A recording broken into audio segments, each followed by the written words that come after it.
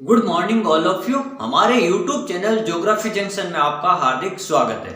आज हम मानव भूगोल की श्रृंखला को आगे बढ़ाते हुए मानव प्रजातियों के बारे में अध्ययन करेंगे, यानी मानव प्रजातियां विश्व लेवल पर किस प्रकार से हैं। यह अपन बात करते हैं कि मानव प्रजातियों का जो वर्गीकरण है अलग अलग भूगोलवेताओं पर किस प्रकार से किया गया है। तो एक तो उनके वर्गीकरण का जो आधार क्या था, या उन भूगोलवेताओं में अपन अलग अलग भूगोलवेताओं से पढ़ेंगे कि किसने किस प्रकार से वर्गीकरण किया।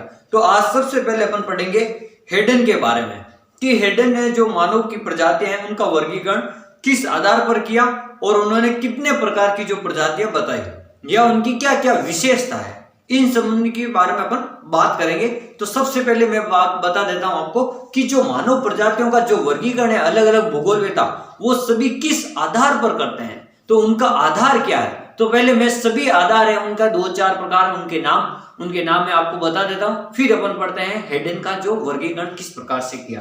देखो, सबसे पहले मानव प्रजातियों का जो वर्गीकरण का जो आधार होता है वो आधार है आपके शरीर का कद। क्या है?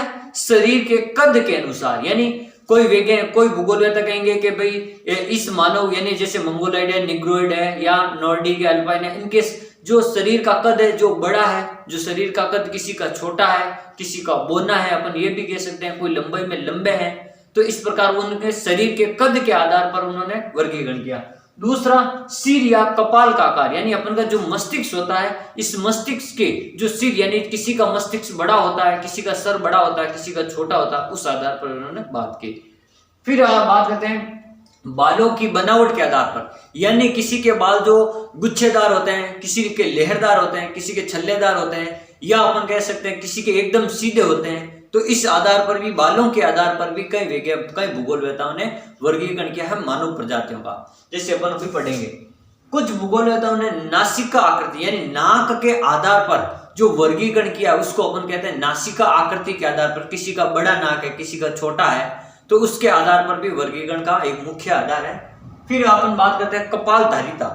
कपालधारिता का मतलब होता है जो अपन का मस्तिष्क होता है, जो मस्तिष्क के एक अलग अलग वैज्ञानिकों ने अलग अलग सूत्र दिया है कपालधारिता का, कि सिर की चौड़ाई बटा सिर की लंबाई या सिर की लंबाई बटा सिर की चौड़ाई इंटू 100, यानी ग्रिपी टेलर वगैरह ने अलग दिया। और कुछ भूगोलवेता और उन्होंने जो कपाल सूत्र है, कपालधारिता है, यानी अपन एक प्रकार कह सकते हैं जो मानव का जो दिमाग चलता है उसके आधार पर, तो उसके आधार पर उन्होंने कपालधारिता के आधार पर भी अलग अलग वर्गीकरण किया।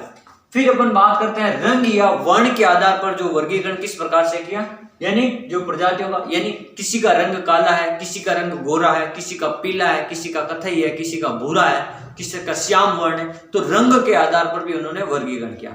फिर अपन बात करते हैं मुखाकृति, यानी मुख की जो आकृति है उसके आधार पर, यानी किसी के जो आंखें हैं अंदर घुसी हुई रहती है, जैसे ऐसे अंदर रहती है, जैसे तिब्बतीय वगैरह अपन लोग देते हैं, चाइनीज वगैरह, तो उनके जो मुख है उनकी आकृति अलग होती है। किसी के जो ललाट होता है वो बड़ा होता है, किसी के छोटा होता है, किसी की आंखें छोटी होती है, किसी के गाल बड़े होते हैं। तो इस प्रकार उन्होंने मुख की आकृति के अनुसार भी वर्गीकरण किया है, उनको भी एक मुख्य आधार माना गया है।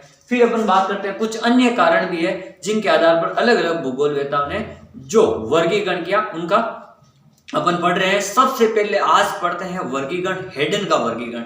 हेडन ने इन सब में से किस जो वर्गीकरण को मुख्य आधार बनाए, हेडन ने। तो हेडन ने अपन बात करते हैं, हेडन 1924 में, इनका पूरा नाम है एसी हेडन ने सिर के बालों के आधार पर, यानी देखो यहां पर लिखा हुआ है कि बालों की बनावट के आधार पर, तो ये बालों की बनावट के आधार पर मुख्य रूप से, जैसे अपन को पूछा जाएगा हेडन ने किस आधार पर, इनमें से ऐसे चार ऑप्शन दे देंगे और पूछ लेंगे किस आधार पर मानव का जो प्रजातियों का वर्गीकरण किया, तो आपको मुख्य रूप से हेडन का यहाँ याद रखना है कि यहाँ पर हेडन ने बात की थी बालों के आधार पर।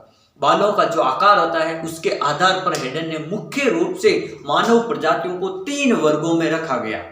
और वो जो प्रजातियों है उनका वर्गीकरण भी आपको ध्यान रखना है कि मंगोलॉइड को किस प्रजाति में रखा, या निग्रोइड को किस प्रजाति में रखा, अल्पाइन या भूमध्य सागरीय या काकेसाइड प्रजाति को किस में रखा, तो ये भी आपको ध्यान रखना है हेडन के अनुसार। कभी कभी ये एग्जाम में पूछ रहे हेडन के अनुसार मंगोलॉइड प्रजाति के लोग किस वर्ग में रहे, तो वो प्रथम वर्ग, द्वितीय वर्ग, तृतीय वर्ग, या लहरदार, गुच्छेदार या सीधे बालों वाले, तो ये थोड़ा आपको ध्यान रखना और उनकी विशेषताएं।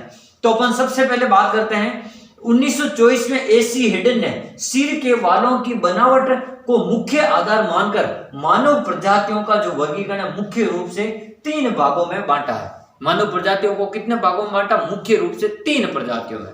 सबसे पहले बात करते हैं, एक उन्होंने कहा कि जो जिसके बाल लहरदार हो, और दूसरा उन्होंने कहा छल्लेदार बाल होने चाहिए, एक उन्होंने लहरदार बालों के आधार पर माना, और एक उन्हें वर्गीकरण किया सीधे बालों वाला। जैसे छल्लेदार का मतलब जैसे आपके इस प्रकार से बालों में छल्ले हो, और लहरदार का मतलब तो ये भी लहर हो गया, ये छल्ला बनना चाहिए तो ये छल्लेदार, ये लहरदार, और किसी के बाल एकदम ऐसे सीधे होते हैं। तो इन्होंने ये 1, 2 और 3 इनके आधार पर क्या किया था? बालों का जो वर्गीकरण किया था हेडन के अनुसार।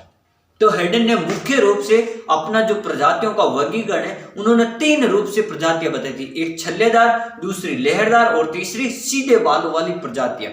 अब अपन छल्लेदार प्रजातियों की बात करते हैं कि उनकी क्या विशेषता। जैसे अपन बात करते हैं कि जैसे नेग्रिटो और निग्रो, ये अब आपको ध्यान रखना है, जो मुख्य रूप से 5-6 प्रजातियां, उनको अब कौन किस में रख रहा है? तो जो ये हेडन है, इन्होंने जो छल्लेदार प्रजाति है नेग्रिटो और निग्रो को रखा, नेग्रिटो और निग्रो को छल्लेदार प्रजाति में रखा। और उन्होंने क्या कहा कि इनके बालों की जो ऊर्ध्वाधर है, इनके बालों का जो घुमाव है, जो उनके बालों का घुमाव 40 से लेकर 50 के अगर मध्य है, तो उनके बाल कैसे होंगे? उनके बाल एकदम छल्लेदार होंगे। जिनका जो ऊर्ध्वाधर है, उन्होंने एक माप बताया 40 से 50 के बीच जिनके बालों का ऊर्ध्वाधर है, उनको उन्होंने रखा छल्लेदार में। फिर कहा कि इनके कारण इनके बाल छल्लेदार हो गए और भेड़ के बाल के समान, या तो छल्लेदार या अपन भेड़ के बाल देखते हैं उनके समान। और नेग्रिटो प्रजाति के लोगों का कद क्या होता है? छोटा होता है। इन्होंने कहा था जो नेग्रिटो प्रजाति है, इनके जो कद है उनका छोटा कद होता है। फिर इन्होंने कहा जो निग्रो प्रजाति के जो लोग हैं उनका कद क्या होता? बड़ा होता, उनका कद क्या होता? बड़ा होता है। और इन दोनों का जो रंग होता है वो काला रंग होता है। इन्होंने क्या कहा था? इन दोनों का जो रंग है वो काला रंग है। तो काले रंग वाले वे प्रजाति के लोग जिनके बाल छल्लेदार हो, जिनको हेडन ने छल्लेदार में रखा नेग्रिटो और निग्रो। जो नेग्रिटो थे वो उनका कद का आकार, शरीर का आकार छोटा था, और जो निग्रो थे उनके शरीर का आकार है जो बड़ा था। तो ये आपको विशेषता ध्यान रखनी। अब अपन बात करते हैं दूसरा, लहरदार बाल। लहरदार बाल मैंने ये इस प्रकार से बता दिया लहरों के रूप में। ये तो छल्ला हो गया और इधर 2 नंबर लहरदार। तो ये क्या कहते हैं? जिनके सिर के बाल लहरदार ऊर्ध्वाधर लगभग 60 से 70 तक होते हैं, उन्हें त्वचा के रंग के आधार पर भी अपन 2 भागों में बांटते हैं। इनको भी इन्होंने क्या किया? त्वचा के रंग के आधार पर 2 भागों में बांट दिया। जैसे पहला पढ़ते हैं श्याम वर्ण। श्याम यानी भगवान कृष्ण का जो रंग होता है उसके समान, यानी थोड़ा सांवला कलर।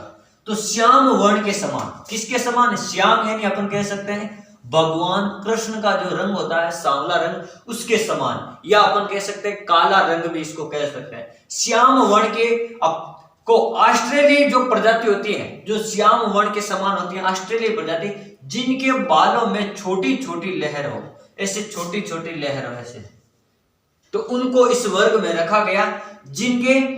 जिनका सिर लंबा होता है, ऑस्ट्रेलियाई जो खिलाड़ी होते हैं या ऑस्ट्रेलियाई जो लोग होते हैं ऑस्ट्रेलियाई, इनका सिर लंबा और कद हमेशा मध्यम होता है। जो शरीर का कद होता है वो मध्यम होता है। तो इस प्रकार के लोगों को श्याम वर्ण यानी त्वचा के रंग के आधार पर इन्होंने 2 प्रकार से बताया। तो पहला हो गया श्याम वर्ण के आधार पर अपन ऑस्ट्रेलियाई प्रजाति को इसमें रखते हैं।